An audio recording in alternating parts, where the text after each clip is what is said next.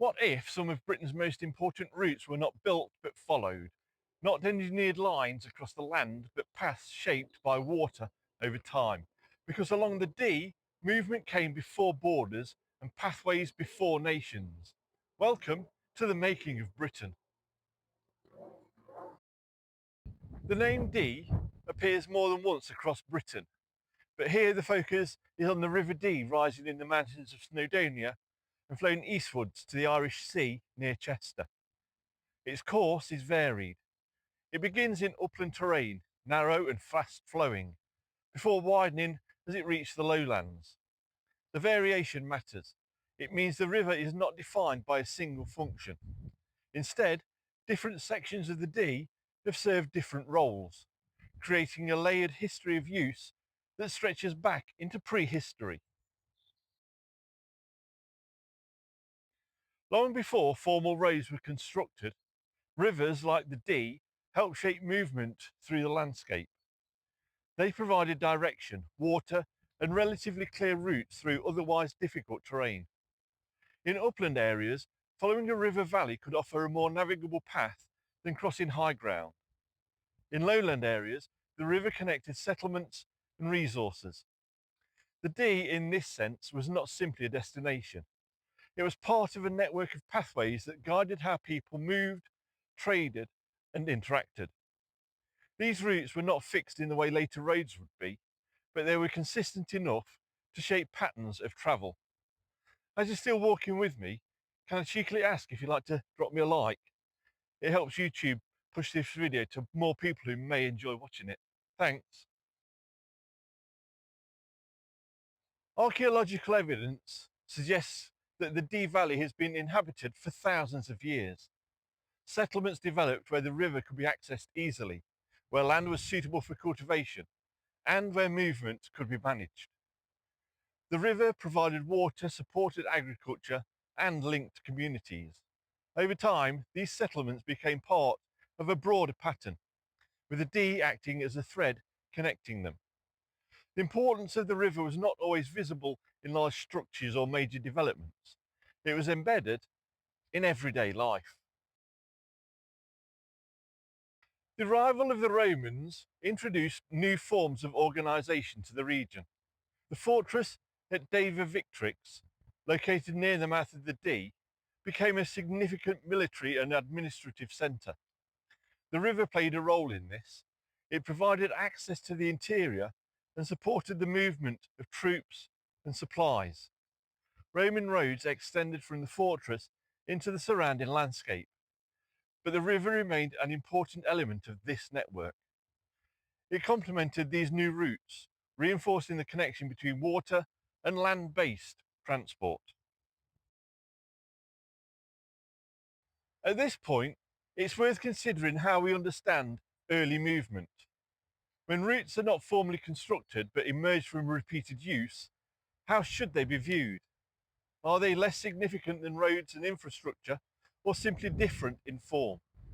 The Dee suggests that pathways can exist without being fixed, shaping movement over long periods.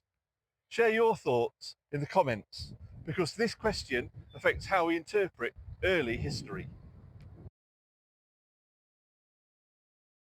In the early medieval period, the Dee Valley became part of a landscape shaped by emerging kingdoms.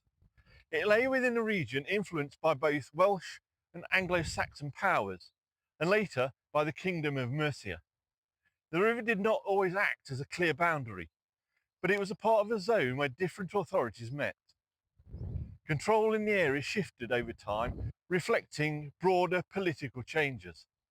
The Dee was not a frontier in the same way as the Tweed, but it was part of a landscape where identity and power were negotiated.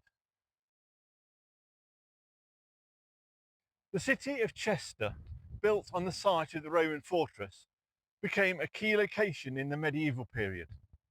Its position on the Dee made it strategically important, both for defence and for trade. The river allowed goods to be transported inland and provided access to the Irish Sea. Chester functioned as a gateway between regions, linking Wales and England. The Dee, flowing past its walls, was central to this role. It was both a resource and a point of control. As the medieval period gave way to the early modern era, the role of the Dee began to change. Silting at its mouth reduced the effectiveness as a navigable route to the sea, limiting its use for larger vessels. Trade patterns shifted and other ports became more prominent. The river did not disappear from use, but its importance as a major route declined. This change illustrates a broader pattern. Rivers that once shaped movement could lose that role as environmental conditions and economic systems evolved. If you subscribe, there's a whole back catalogue of videos like this for you to enjoy. Even as its practical importance changed, the Dee retained a presence in the landscape. The routes it helped establish, the settlements it supported, and the structures built along its course remained. These elements form a kind of historical memory, visible in the layout of towns, the positioning of roads, and the distribution of communities. The river continues to flow through this landscape, connecting past and present. Its earlier role may not always be obvious, but it's still there, embedded in the structure of the region. Today, the Dee is valued for a range of reasons: environmental, recreational, and cultural. It supports ecosystems, provides water resources, and attracts visitors. Its significance is no longer defined by its role in the early movement or medieval trade, but those early functions have shaped what exists today. The river remains part of a network, though that network now includes roads, railways, and other forms of infrastructure. Its influence persists, even as the context in which it operates has changed. If the Dee shows how movement can shape a landscape long before formal systems are created, what does that suggest about the foundations of Britain itself? How much of what exists today follows patterns that were never planned, but simply repeated over time?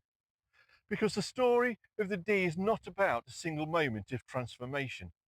It's about continuity and the quiet persistence of pathways that outlast the systems built upon them.